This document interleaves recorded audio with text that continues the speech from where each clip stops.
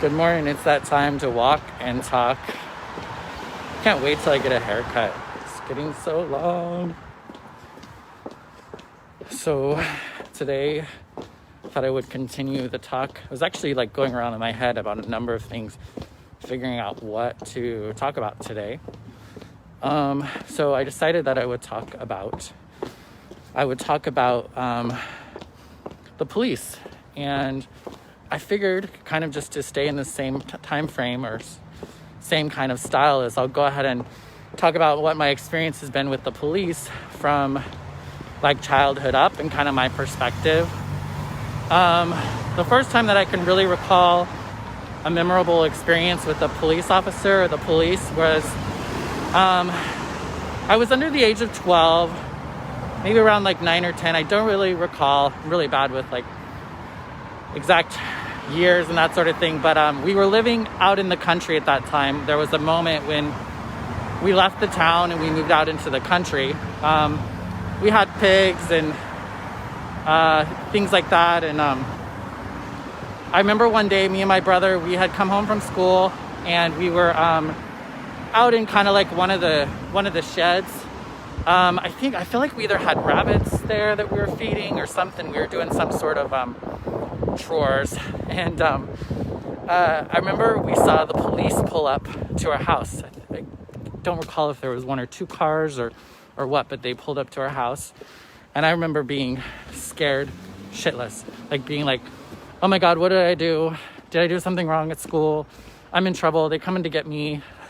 It's all crazy, but that's just kind of the kid I was. I was always so scared of everything and always thought I was gonna get in trouble for something. But anyway, the police ended up coming, and they were actually looking for my dad. And it was harvest season. And my dad would work. He wouldn't get home until really late at night, 11 or 12. And so me and my family, me and my brother, my aunt, and my mom were placed under house arrest for the next, I guess that would have been about 6-7 hours. And like I said, I was really young, but I was also really scared. I wouldn't say that the police were rude or anything. It was weird to not be able to, use the bathroom by yourself and that sort of thing. So I feel like that's all to say. Basically, it was my dad had bought some stuff from a TV and things like that from a friend, and I guess it was they thought it was stolen or something, and so that's why they ended up coming to my house and ending up searching our house and talking with our father and all that. So that was just kind of my first experience with the police. And then let's see. So like I said, I was fairly fearful of the police, but also not so. When I was in high school, I got my own truck and I drove to work, which was in Hagerman, which was about 10 miles from where I lived. And it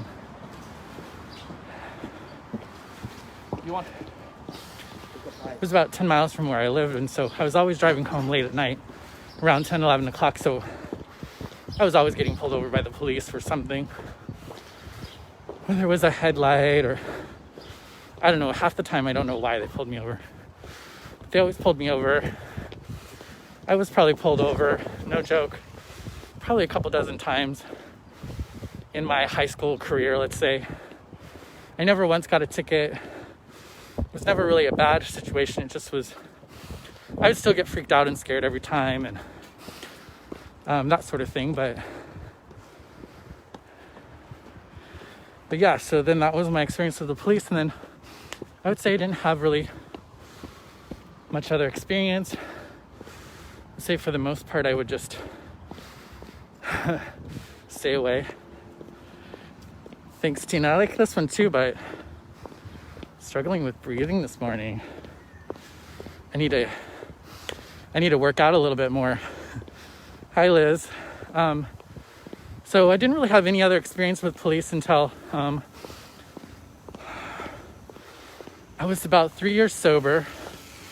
So I would have been about 32 years old. I was living in Idaho, and I had gotten a ticket for driving without insurance, and it wasn't the first time I'd gotten a ticket, but I'd gotten a ticket for driving without insurance. And so I went to court.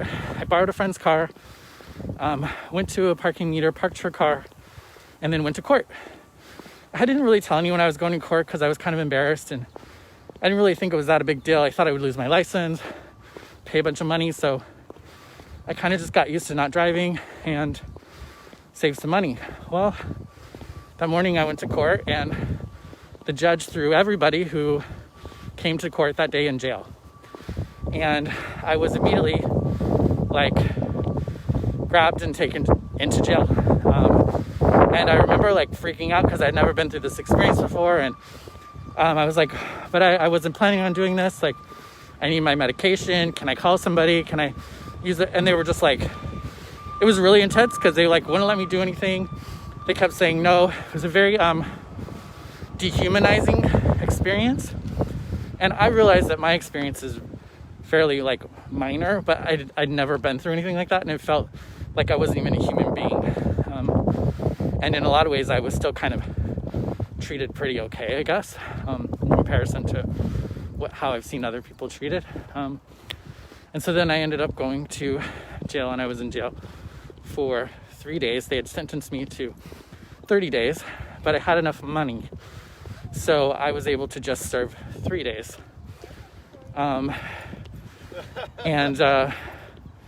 Yeah, it was scary. I mean, I'm a little queer boy, and in Idaho, and I get thrown into a holding cell with 10 other guys that I didn't know. I remember just getting up in the top bunk that was available and just trying to go to sleep right away. Some of the guys had been in there in the holding cell. They're not supposed to be in there very long, but they had been in there for 7 to 10 days. And so I was oh, I'm probably going to end up spending all my time here because I was only going to be serving 3 days. I tried to take a nap, tried to ignore the guys because I was really scared being queer in jail.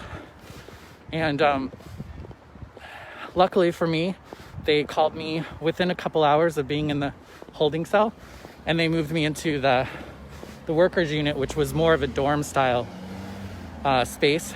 And I stayed there for the rest of my stay. I had a bunk next to a preacher and a personal trainer. And they both thought it was ridiculous that I was in jail for driving without insurance, but that's why I was there. And I remember having a lot of gratitude because, I was a person in recovery, so I had an experience of using drugs, illegal drugs. Well, all drugs are illegal, I guess, especially at that time. So there were plenty of other times that I could have been arrested and I could have put in jail for other things. So I felt really grateful that was the time, I guess, if I was going to go to jail, that was the right time and circumstance. But it was still such a dehumanizing, scary experience. One positive was I quit smoking while I was there because I was too scared to ask how to make that work. How do I smoke? So that was one good thing. I guess the only reason why I say that is just because that's my point of view or my perspective and experience with the police directly. And I know in a lot of ways my experience was just privilege. I had it was definitely a lot easier for me than I think it is for other folks, in particular people of color. What was I going to say with that? So it was what was I going to say with that? So that's really my limited experience with the police. When I started working in Chicago, though, about 4 years ago, it was interesting in my, the little reminders, or 4 years ago or something like that, that came up on my feed today. And 4 years ago, I had taken a moment where, police brutality again at that point in time was like a big thing, and it was really in the news. It was all over the place. And again, I worked with I was like one of the only white folks within my team, and I felt really I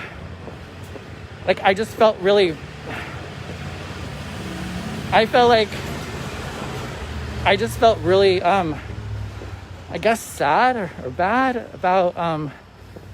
about seeing all the police brutality, and realizing that that's got to be a really hard thing for my friends and the people that I work with that were Black. And so I was going to work one morning and decided to buy a bunch of flowers, went to work, and then I wrote little "You Matters" and gave everyone a flower in the office.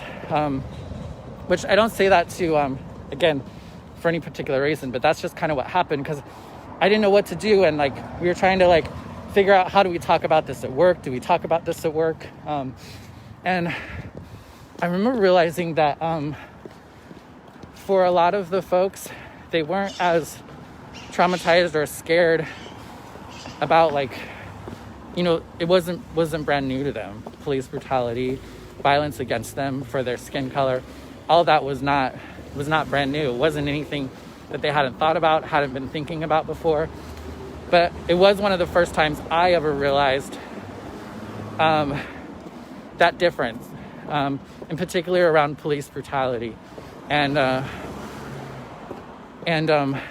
then realizing that some of the folks, like I said, they just were this is just the way it is. So it was just like a regular Monday or Tuesday. And that's my that's my perspective. I'm sure that folks were,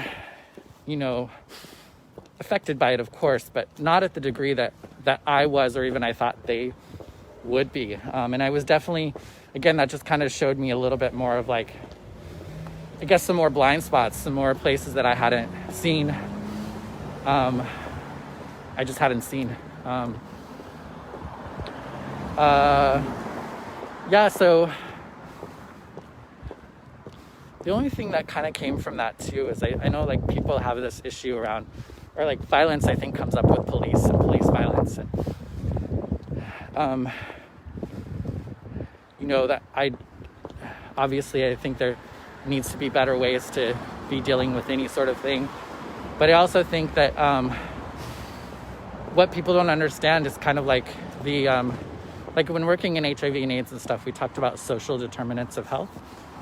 And so that was basically all these sorts of things that kind of made people less likely to, or actually even more likely to get HIV, beyond just who they fuck and what actual behaviors could lead to HIV infection. So that's lack of access to medical care, lack of access to employment, secure employment, lack of access to supportive family, so many other things.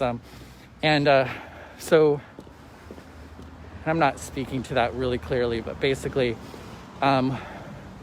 there's a lot of data that says that, Black and brown folks and trans folks and whatnot have these social determinants of health that make them at higher risk for different ailments and different experiences, which to me is the same thing that kind of creates, I don't know, I guess creates the need for, I know what I wanted to talk about was crime. I feel like the things that we do criminalize, in a lot of ways, I'm a proponent, I'm for, making all drugs legal. I know that might be a little controversial, but I'm for legalizing all drugs. I don't think criminalizing them is helpful. Well, and there's a whole history of criminalizing drugs really was about, was an attack on the Black community. We set up crimes and more extensive crimes for crack, which was predominantly used by the Black community. And so that's why they were, I guess that's why that they targeted that. Again, it was racially charged. It was racially charged, and it was so interesting. Walking by people who are hearing what I'm saying out of context, I'm just like, it's still like a nervous thing to talk about for some reason, if I'm just being really candid. Hi everyone, whoever's still there. So crime, I don't know.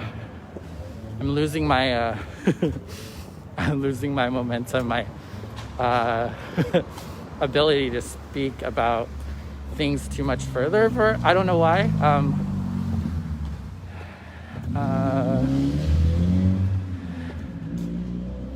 Hi Eric, how's it going?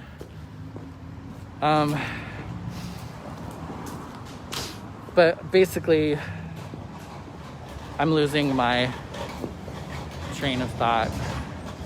If anybody's still there, do you want to prompt me in some way? Ask me a question, say hello. I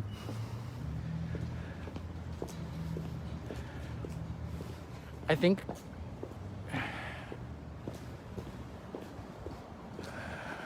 what do I want to say? There's a lot about this that I don't know and I don't understand, and I think that's what I'm trying to share.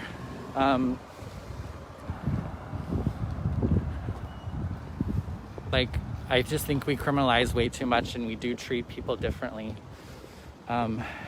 Especially when it comes to law enforcement in particular, I do believe that Black and brown people are targeted, more so are targeted and treated differently by police and just by society as a whole.